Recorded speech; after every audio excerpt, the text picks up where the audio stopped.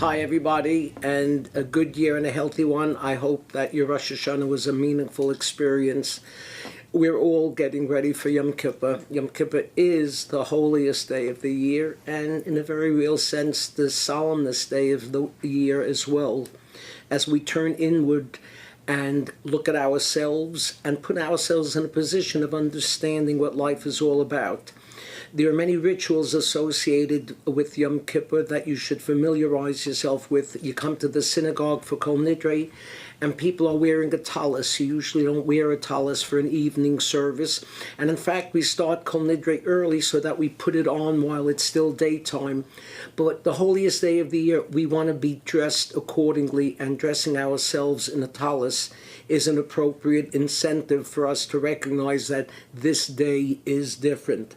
Some of the other things that we are prohibited from doing on Yom Kippur include, of course, eating. V'inisen es nafshosechem, you shall afflict your souls. Part of that affliction relates to not wearing leather shoes. Why don't we wear leather shoes? Well, one is, it's uncomfortable. When somebody is wealthy, we refer to him as being well-heeled.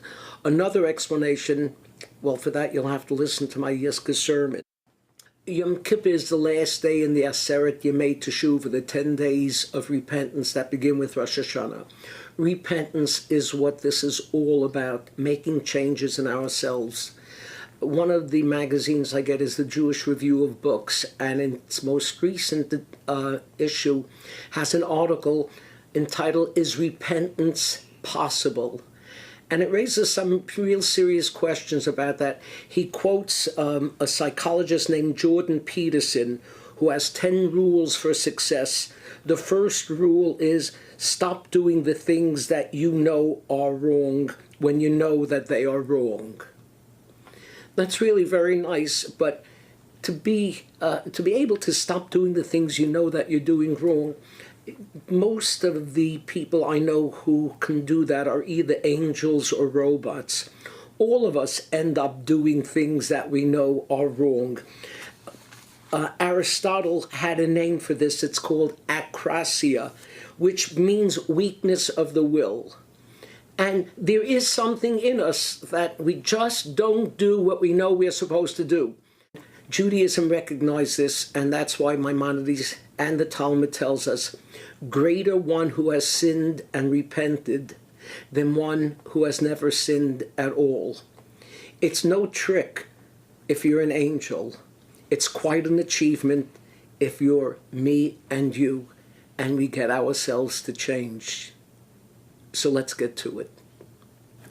Here at Beth Tfiloh, we have a shaliach tzibur, a representative for us in our prayers by the name of Avram Albrecht. One of the beauty of his prayers is that at times he has traditional melodies, and especially the last service, the Ne'ilah, he uses modern melodies with the ancient tradition.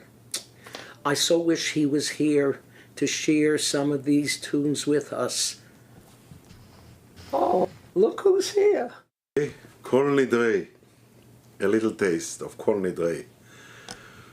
Kol Nidre Vesorei V'charav V'kinusei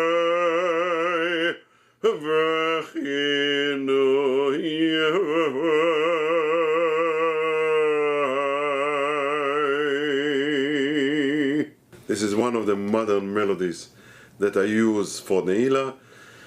Sharei Armon Merati Yiftach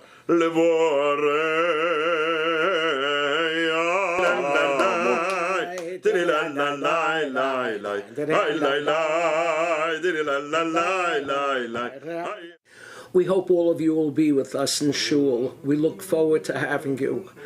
When you are there, from start to finish, I want you to have the following in mind.